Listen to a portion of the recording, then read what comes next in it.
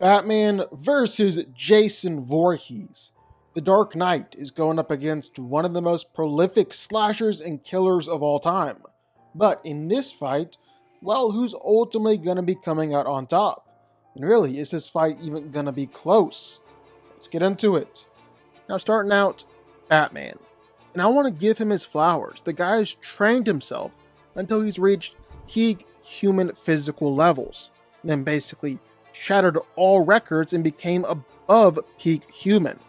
He's strong enough to bench press over 1,000 pounds, rip through metal, or even knock around things that easily weigh multiple tons. And Bruce has no problem using all that strength with his punches or kicks.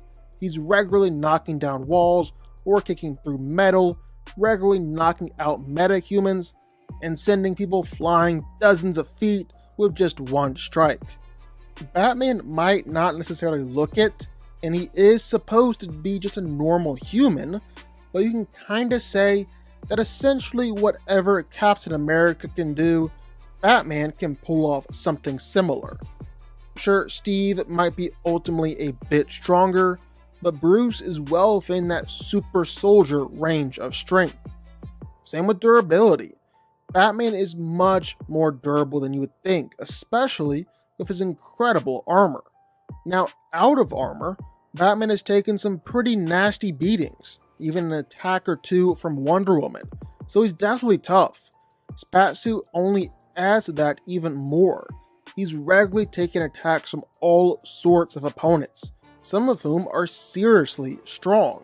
Talking your Venom amped Banes, your Deathstrokes, even some much heavier hitters like Professor Zoom, Aquaman, or even Superman. And those last two were either mind controlled or just royally pissed off, so they weren't necessarily holding back all that much. Batman still managed to survive all those attacks, even if he came out the other side a little bloodied and beaten up. Lastly, I feel like I should mention speed. Batman is incredibly fast and agile, far superior to even Olympic level athletes. Like at this point, normal people simply move in slow motion to him. He can move so fast that he's just simply a blur. And Batman has routinely been able to dodge bullets and gunfire, even if it's automatic machine gun fire or bullets fired at literally point blank range. Batman can still dodge all of it. He might still call himself just a normal human, but I think it's pretty clear that he's moved a little past that by now. He's arguably the world's best fighter, and if you don't want to put him at the tippy top, you can count on one hand the people who are better than him. He's trained to perfection, become a master in every form of combat that there is. He can react and fight without even thinking, and is trained to be able to predict an opponent's move to the point where he knows his opponent's next move before even they do. He's an expert in every single fighting style known to man, a lot of other alien fighting styles too, and so he can quickly and effortlessly switch between fighting styles on the fly in order to perfectly counter and take down an opponent. He's been able to regularly fight against some of the best martial artists in the world, the likes of Lady Shiva, Bronze Tiger, Owlman, even Karate Kid. You know what? He oftentimes wins these fights. Like he's regularly been tested by the best assassins and martial artists in the world. Ra's al Ghul and Shiva are constantly trying to test Batman with the best of the best. They usually pick the most inopportune times, like when Batman is off his game or recovering from grievous injuries. But Batman still tends to come out on top every single time. There's a reason why he's known as the best of the best. He also comes equipped with pretty much every weapon and gadget you could possibly imagine, outside of guns and stuff, of course. He's got Batarang, his signature weapon, He's probably one of the world's best shots when it comes to throwing them. He's got some pretty serious explosives, some of which can stagger and knock back Kryptonians. He's got electrical weapons powerful enough to send out tens of thousands of volts, sonic grenades, even knockout gas or tranks that can put down superhumans. Born in 1946 in the small town of Crystal Lake to Pamela Voorhees, Jason Voorhees was a mentally deficient child. When he was 11, his mother took him to Camp Crystal Lake, where he was bullied and tormented, ended up drowning in the lake. However, Jason wouldn't stay dead. When he came back, well, that's when he started his insane killing spree. And from there, well, Jason has been killed again, only to come back and be revived as a zombie. Fight against Freddy Krueger, he was sentenced to death by the US government, except they couldn't find any way to kill him, so they froze him, only for him to de-thaw 500 years later, become a cyborg zombie, and end up haunting the forests once again. Jason is incredibly strong. Even as just a human, he was able to effortlessly overpower and kill other humans, crushing skulls and breaking bones. And it only gets more impressive and more ludicrous from there. Zombie Jason is able to throw around cars, absolutely obliterate people and one-shot them, launch people dozens of feet back with each hit. He's basically a one-man wrecking crew. And Jason only got even stronger as Uber Jason.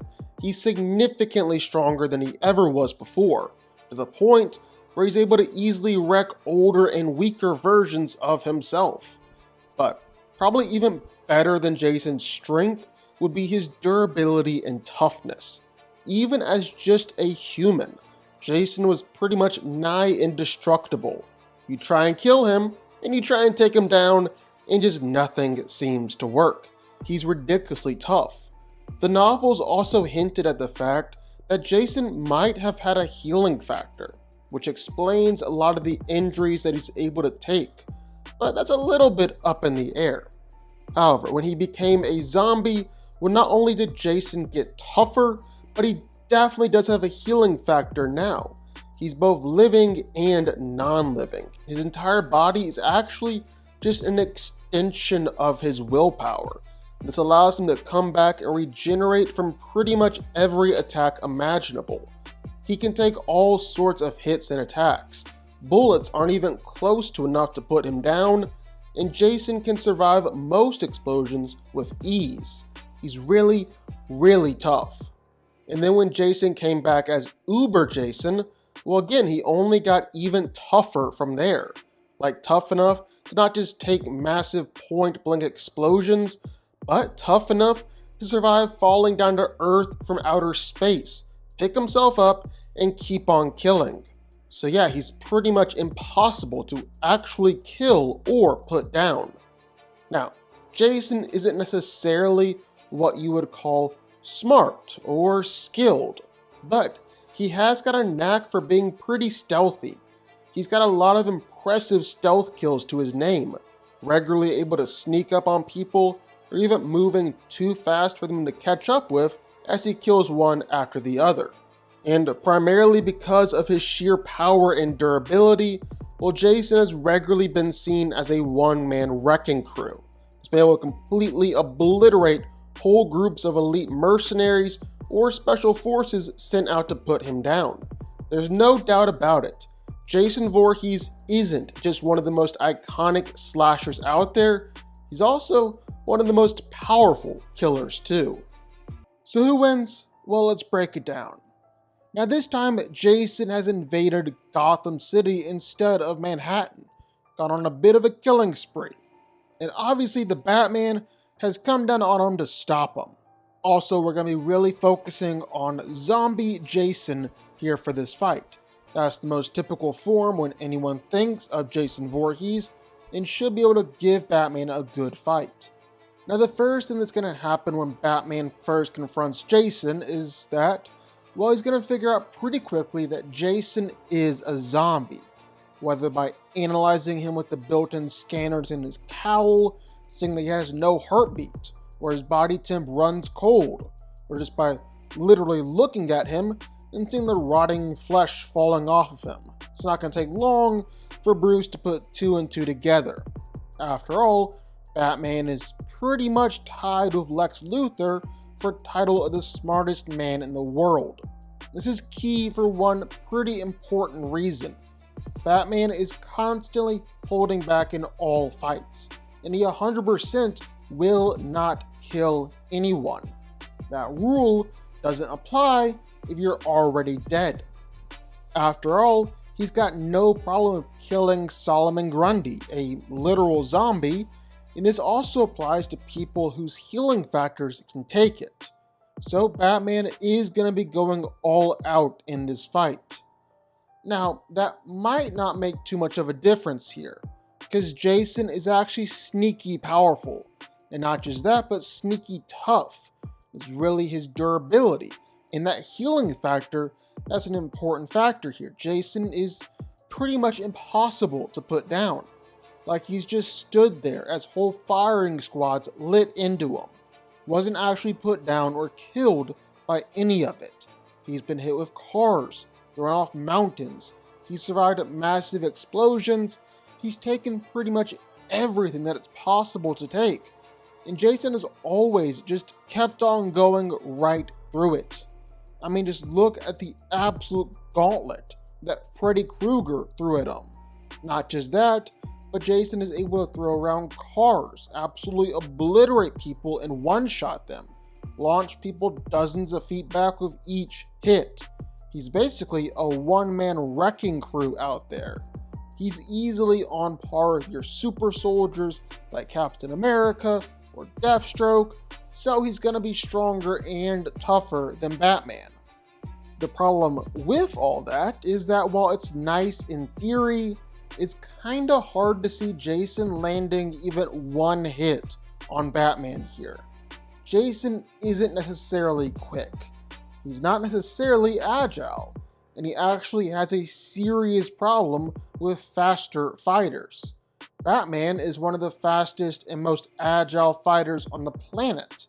When he doesn't want to get hit, well, he's not gonna get hit, especially against someone like Jason. Add on just how skilled Batman is, add on the fact that Batman can take plenty of punches from someone as strong as Jason, and I don't think Voorhees is really going to be able to do much here against Bruce. Especially considering that Batman actually has quite a bit of stuff in his utility belt. I'll be able to put Jason down for the count. For as tough as he is, a lot of Batman's weapons should do the trick. He's got flamethrowers and freeze grenades, tasers that can shoot out tens of thousands of volts of electricity, and explosives that range from being able to one-shot Killer Croc to actually being able to injure Superman-level characters or even Superman himself. That is a whole lot to throw at Jason. Even for how tough he is, and for how great his healing factor is, we've seen Batman use his gear, his intelligence, and his skill to take down tougher and better guys before. Jason Voorhees isn't anything new to Batman. Honestly, it's probably just another night in Gotham for him. Batman wins, and it's not even close. But what do y'all think? Sound off in the comments down below. I know you're gonna have thoughts and feelings on this one for sure. If you stuck around this long and made it to the end of the video, that's amazing. Thank you so much for watching and for supporting us. And if you want to go subscribe, well, go subscribe. You're gonna see more videos like this one every single week. I'll see y'all then. I'll see y'all next time.